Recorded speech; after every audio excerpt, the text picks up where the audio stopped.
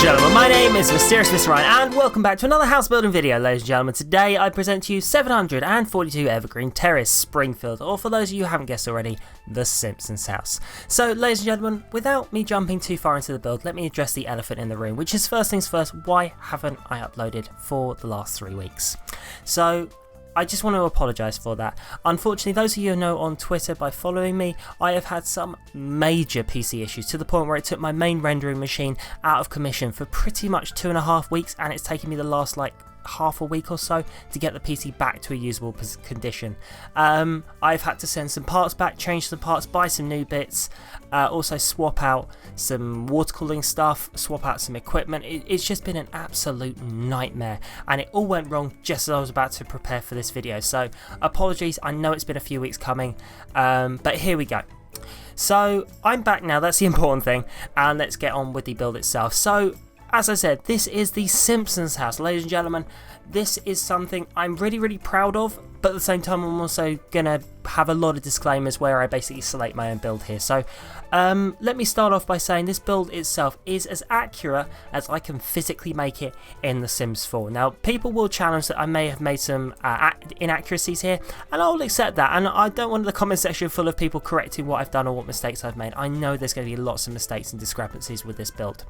So let me explain some of the problems I've had with this, and also some of the things I'm proud of. So with this build, it is actually going to be very much usable. This is very livable. There are no points of this where you can't access, you can't actually use. A Sims could actually use this, and you could easily get hold of one of the many Simpsons created families on the Sims 4 gallery created by you amazing bunch of creators in the comment section and everywhere else on The Sims, and move them into this house and actually have your own Simpsons adventure, which I think is really cool. But the biggest problem with this build, and the biggest issue I have personally found with this, is scale. Because of what I'm doing here, because I'm trying to copy a cartoon where artistic license is literally everything, and the creators of The Simpsons can basically design rooms in whatever shape, style they want, and basically design to fit their needs, I have had a massive issue with sizing on this. So bear that in mind. There will be quite a few rooms that feel mega empty, and that's because they are. Because there is nothing I can actually do about it. But I will explain those as I move into each of the rooms. So let's talk about the build itself. So you can see I've laid down the major ground and first floor rooms and areas. I've painted the whole outside of the build in this shade of pink, matching the TV series as best I can. You can see I've put down the garage door, and either side of the garage door, what I've actually done is put in some wooden posts in a dark grey, and then put that log cabin style to create a garage door, which I think is a subtle but really clever touch, because unfortunately I can't actually build garage doors in The Sims 4 because there are no cars, because EA decided not to do that. So EA, if you're listening, I want a garage door and I want cars and I want to make this build better, so please let me do so.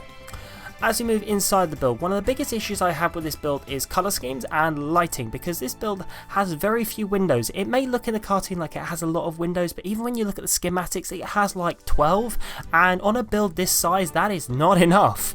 So I've tried to make do as best I can, and what I've done is use this highly reflective floor. This is one of the neon sort of glowing flooring systems. So you can see what I've done is opted for that light blue to match the colour scheme throughout most of the Simpsons. I've opted for the orange for the landing and the front area, and you can see I've gone for that white and yellow check for the kitchen area for the iconic floor there, and white for the bathroom. You can see I've got some blues in there as well, but on the most part I've stuck with this one colour scheme to match the build as best I can.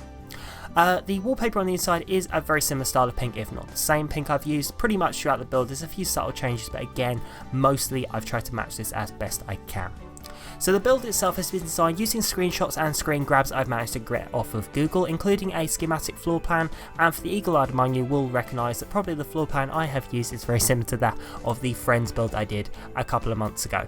So if you like that style, this is going to meet that bill as well. I have a few more schematics lined up, so you never know. If you like this style of build where I'm basing it off TV shows, let me know in the comment section, but leave me a comment and I'll see if I can build some other ones as well. So let's move into the actual decoration side of things. So you can see here for the main entrance hall, I've put in a couple of archways and a couple of lights, as well as a door leading into the black closet area. What I've done is put in the dark sort of red, purpley kind of stairs with blue banisters. Again, try and match the colour as best I can. And some purple picture frames moving up the wall as well, along with a big grandfather clock. And as per the schematic, I've also put in the chest of drawers / cabinet area and the little rug / runner in front of that. And in front of the archway as well.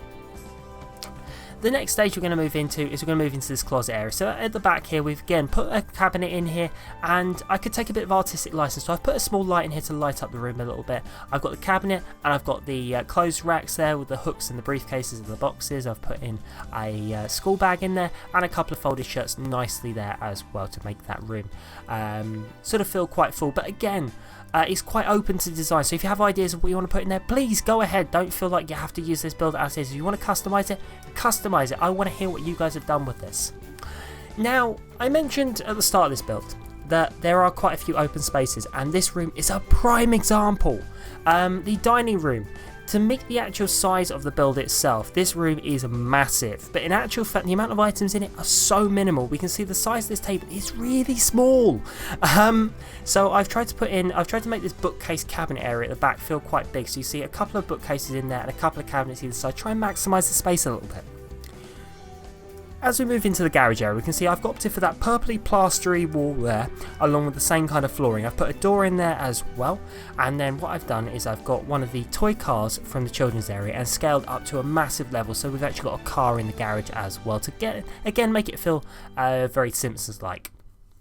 As for the walls, I've put in some gardening items, a corkboard, some tools as well. Things you would usually find in a garage really. Again, there's not a huge amount of information to go on with this. So corkboards as well, and also some lighting. Now, as we move in now, I'm going to move into one of the other rooms. So just putting some doors in, and now we're going to move into one of the many living areas. Now this build has 3 living areas. Don't ask me why it has 3 living areas. That is just something that apparently the schematic said it had. So we're going to start off with a couple of cabinets either side of this big sofa here, a single seated chair as well, a bookcase, and because there aren't really many sort of images of this particular room, I've had to take a bit of artistic license. So according to the schematic, there was a TV of some kind and a cabinet there as well. And apart from a rug, that is about it. So as we can see, again, quite an empty sort of room, but you could easily put more stuff in there if you had any ideas, if you wanted to make this even more livable. As we move into the bathroom, so no window in the bathroom at all. We've got a sink in here, cabinets, a couple of towel racks and a mirror as well. Again, big spotlight, and I've used the reflective white flooring.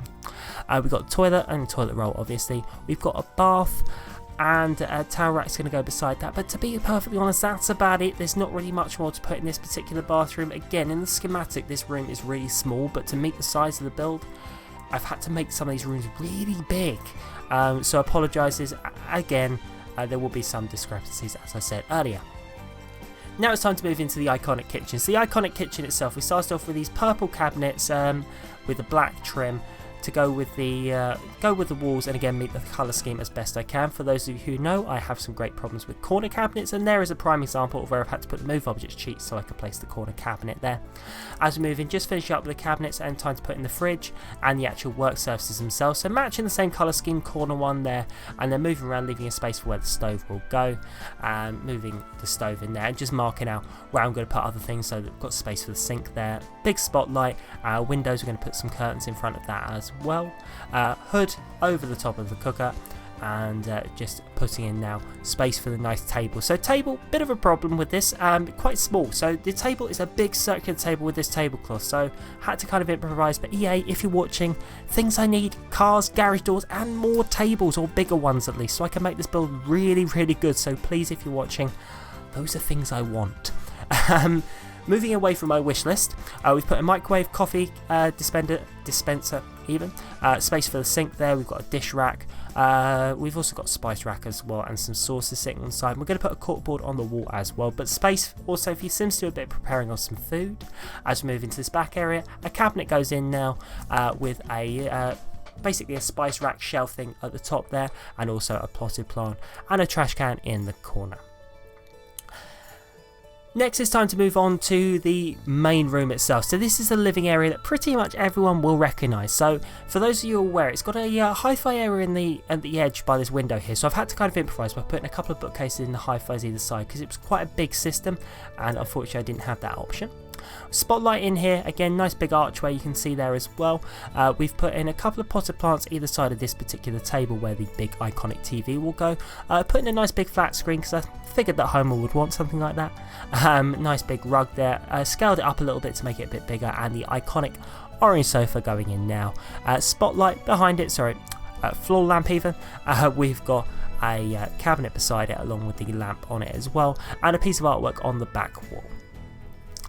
As we move through then, we're moving on to the third living area. I'm getting bored of saying living area now. So this particular one, front room, whatever you want to call it, relaxation area, has a couple of tables that go in it. We've also got space for a nice big red sofa here. We've got the single-seater green chair there beside it. We've got a couple of cabinets either side with some lamps on. A lot of lamps in this room. One on the table there. We've got a chair that goes on essentially a desk.